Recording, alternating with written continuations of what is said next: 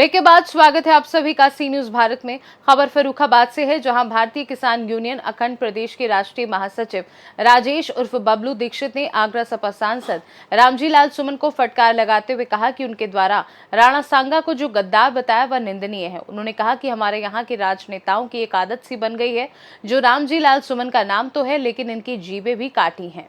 जिस योद्धा वीर शिरोमणि धर्म रक्षक हिंदू राष्ट्र रक्षक और जिसने 80-80 घावों को अपनी छाती पर झेला, एक हाथ कट गया और एक पैर कट गया, उसके बावजूद भी लड़ते रहे और धर्म व राष्ट्र की रक्षा के लिए अपने प्राणों की आहुति दे दी, ऐसे राष्ट्रभक्त के लिए गद्दार शब्द का प्रयोग किया गया। मैं कड़े शब्दों में इसकी निंदा करता हूं और ऐसे देशद्रोही लोगों के खिलाफ कानूनी कार्यवाही होनी चाहिए। सुनिए आगे उन्होंने और क्या कुछ कहा। क्या नाम है आपका? राजेश कुमार बबलू दीक्षित, राष्ट्रीय प्रमुख महासचिव भारतीय किसान यूनियन अखंड प्रदेश फर्रुखाबाद। दीक्षित जी, अभी सपा सांसद रामलाल जी सुमन के द्वारा अभी राणा सांगा के ऊपर जो शब्द कहे गए थे, उस बारे में आप क्या कहेंगे? देखिए, ऐसा है कि सच कहते हैं तो ऐप खुले जाते हैं और चुप रहते हैं तो अरमान ढले जाते हैं। हमारी कुछ राजनीतिक पार्टियों के राजनेताओं की ये आदत बन गई है कि हिंदू धर्म को टारगेट करना, देशभक्तों को टारगेट करना, हमारे धार्मिक स्थलों को टारगेट करना, हमारे धार्मिक कार्यक्रमों को टारगेट करना। कारण इनकी एक आदत सी बन गई है। ये एकदम सरासर गलत है। और रही रामजी लाल सुमन की बात, रामजी लाल सुमन का नाम तो रामजी लाल सुमन है, लेकिन इनकी जीभ में कांटे हैं। हम इनसे कहना चाहेंगे कि जिस वीर योद्धा, वीर शिरोमणि, राष्ट्रभक्त, धर्म रक्षक, हिंदू राष्ट्र रक्षक, जिसने 80 घाव को अपनी छाती पर झेला, जिसके हाथ कट गया, एक पैर कट गया, कान कट गया, और उसके बावजूद भी वो एक भूमि में लड़ते रहे और उन्होंने अपने प्राणों की आहुति दे दी और धर्म की रक्षा की, राष्ट्र की रक्षा की। ऐसे वीर सपूत के लिए, राष्ट्रभक्त के लिए ये जो उन्होंने गद्दार शब्द प्रयोग किया है, मैं कड़े शब्दों में इसकी आलोचना करता हूँ, इसकी निंदा करता हूँ। और ऐसे देशद्रोही लोगों के खिलाफ कार्रवाई होनी चाहिए। जिनकी रगों में विदेशी मुगलिया आक्रांताओं का खून दौड़ रहा है, वही ऐसी बात कर सकता है। और रही बात धर्म की, ये धर्म सनातन धर्म हमेशा रहा है, हमेशा रहेगा। ऐसे लोगों की बकवास से कुछ नहीं होने वाला है।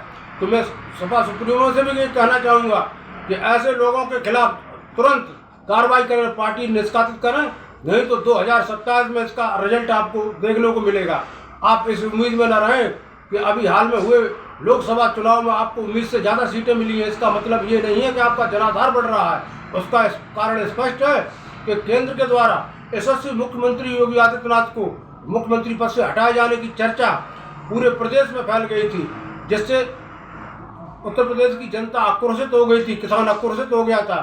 और भारतीय जनता पार्टी को आईना दिखाने के लिए उसने सपा को वोट कर दिया और इसीलिए इनकी सीटें बढ़ी हैं। इसका ये मतलब नहीं है कि इनका जनाधार बढ़ा है। तो ऐसे जो लोग राजनेता हैं, जो अभद्र टिप्पणी करते हैं, जो गलत बयानबाजी करते हैं, तो उन्हीं की वजह से इनकी पार्टी का जनाधार कम हुआ है। तो ऐसी पार्टियों के ऊपर हमारा ये एक शहर सटीक बर्बाद गुलस्ता करने को एक ही उल्लू काफ़ी है। उस पार्टी की हालत क्या होगी? हर साख पर उल्लू बैठा है। तो मैं कहना चाहूँगा, हिंदू धर्म को टारगेट करने वाले अपनी औकात में रहें, अपनी जबान को लगाम दें। यदि आपने हिंदू धर्म को टारगेट किया तो हिंदू अब जाग गया है, आपको मुंह तोड़ जवाब भी देगा, इलेक्शन में भी देगा और मौके पर घर जाकर भी देगा। इस बात से आप निराधार रहें। और हमारा कोई किसी राजनीतिक पार्टी के हम दलाल नहीं हैं, हम एजेंट नहीं हैं, लेकिन हमारे धर्म के प्रति, हमारे राष्ट्र के खिलाफ अगर कोई बोलेगा तो हम खुल करके उसका विरोध करेंगे, खुल करके उसका सामना करने के लिए तैयार हैं। हम हमेशा राष्ट्र नीति की बात करते हैं, विकास नीति की बात करते हैं, किसान नीति की बात करते हैं। हम किसी पार्टी के एजेंट और दलाल के रूप में कार्य नहीं करते हैं। तो इसीलिए हमारा ये एक कहना है कि जो किसान की बात करेगा वही देश पर राज करेगा, जो राष्ट्र की बात करेगा वही देश पर राज करेगा, जो अधिकारी न्यायी है वही हमारा भाई है। जब होगा संपन्न किसान तभी बनेगा देश महान। तो ये सब बातें हैं। इन्हीं बातों को लेकर के हम सभी हिंदू संगठनों से और अपने हिंदू जनता से ये निवेदन करेंगे, ये आह्वान करेंगे कि जो ऐसे द्रोही लोग हैं, आने वाले 2027 में वोट के रूप में उन्हें उसका उचित जवाब मिल जाना चाहिए। जय हिंद, जय भारत, भारत माता की जय। फर्रुखाबाद से सी न्यूज संवाददाता आदेश शर्मा की रिपोर्ट। इस खास रिपोर्ट में बस इतना ही। देश दुनिया की बाकी खबरों को जानने के लिए आप देखते रहिए सी न्यूज़ भारत।